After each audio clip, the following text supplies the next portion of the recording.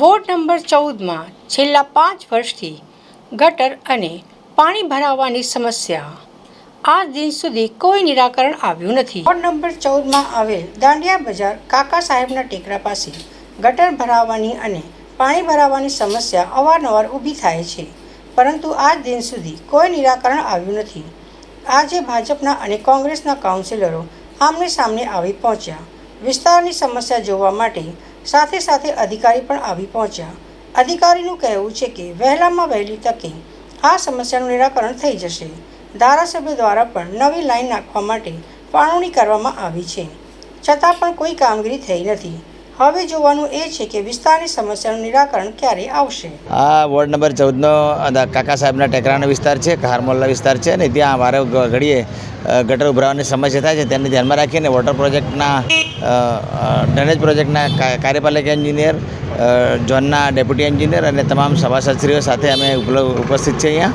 અને વારે ઘડીએ ગટર ઉભરાય છે તે જોતાં ખાસ કરીને આજુબાજુના રહીશો કચરો નાખતા હોવાનું ધ્યાન પર આવેલ છે. તેની અવેરનેસની પણ કામગીરી ચાલુ છે અને ભવિષ્યમાં આ પ્રકારની કચરો નાખવાની પ્રવૃત્તિ બંધ થાય તે માટે પ્રયત્નો કરવામાં આવશે.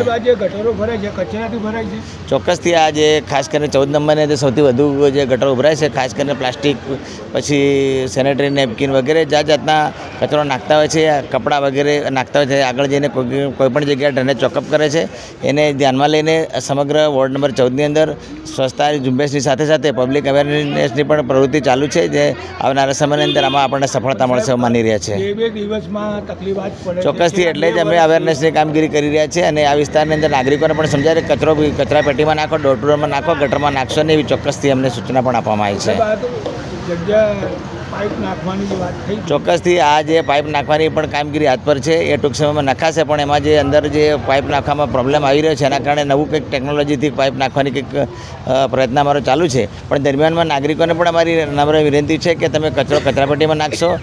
કોઈપણ પ્રકારનો કચરો, કાપડ, સેનેટરી નેપકિન વગેરે, થર્મોકોલ વગેરે ગટરમાં ના નાખવા પોતાને નમ્ર વિનંતી છે. ચોક્કસથી પકડાઈને રેગ્યુલર દંડ કરીએ છીએ. અમે સવારે 7 વાગ્યાથી સેનેટરીની ફિલ્ડમાં આવીએ છીએ. જે પકડાઈને ચોક્કસથી દંડ કરી રહ્યા છે. ચોક્કસથી અમે જોઈએ ને પકડીએ ત્યારે અમે દંડ કરીએ છીએ. આ વોર્ડ નંબર 14 કાકા સાહેબના ટેકરા આગળ ડ્રેનેજની સમસ્યા ખૂબ જ ગંભીર છે.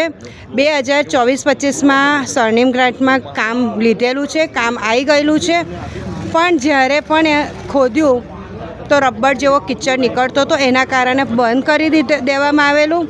અમારા પૂર્વ કાઉન્સિલરોએ બજેટમાં આ કામ મુકાયેલું, પણ જ્યારે કામ કરવા ગયા ત્યારે કિચડ નીકળતો હતો રબર જેવો, એટલે બંધ કર્યું છે. એટલે આના માટે કોઈ ટેકનિકલ અધિકારીઓને અત્યારે અમે બોલાયા છે. હું રોજ જે અહીં આગળ કલાક 1.5 કલાક આવું છું. મને પોતાને ખબર છે અને જોડે અહીંના જે સેનેટરી ઇન્સ્પેક્ટર છે રાજુભાઈ, એ પણ મારી જોડે હોય છે. મને રોજ ખબર છે કે અહીં આગળ ખૂબ જ, પણ અહીં સાથે સાથે પબ્લિકે પણ અવેરનેસ લાવવો પડશે કે જેથી કરીને ખરાબ, મારાથી ના બોલાય, ખરાબ એવા કપડાં નીકળે છે, થર્મોકોલ નીકળે છે, ટુવાલ નીકળે છે, બંડી નીકળે. એટલે પબ્લિકે જોડે જોડે અવેરનેસ લાવવો પડશે કે પ્લીઝ તમે ડોર ટુ ડોરમાં નાખો, ડસ્ટબિનમાં નાખો, ડ્રેનેજમાં ના નાખો.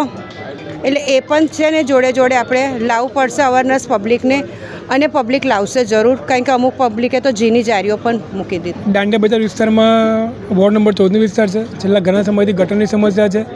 કેટલી આમ ડેલી ક્યાં કામ કરાવીએ છીએ, પરંતુ આગળ કંઈ ચોકઅપના લીધે કંઈ છે. એના સ્થાનિકોનું કહેવું એમ છે કે પહેલાં પણ અહીંયા પાઇપો ઉતરી ચૂકી છે, પરંતુ કામ થયું નથી. પરંતુ આ વખતે અમે સમગ્ર ટીમને લઈને આવ્યા છે બીએમસીની, અને કીધું છે કે ભાઈ જે જરૂર પડે ત્યાં કરાવો. કારણ કે ભાઈ એવું છે કે સોઇલ છે, માટી છે, એ માટી એકદમ ચીકણી માટી છે. એટલે પહેલાં માટી ચેકિંગ કરાવવું, સોઇલ ટેસ્ટિંગ કરાવવું પડશે, ત્યારબાદ કોઈ નિર્ણય લેવામાં આવશે.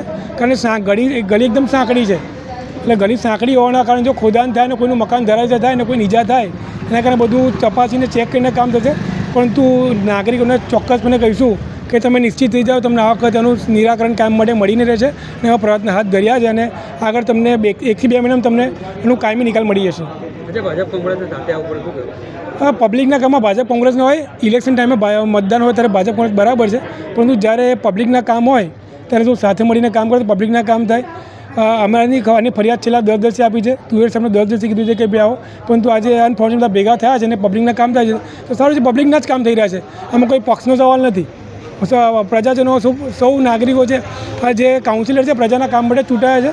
અને પ્રજાના કામ કરે તો પ્રજાને સારું છે. 5 વર્ષથી સમસ્યા છે, નિરાકરણ આવશે? આ વખતે કોંગ્રેસની 2 સીટ આવી છે તો ચોક્કસપણે નિરાકરણ આવશે. અમે નિરાકરણ લઈને રહીશું.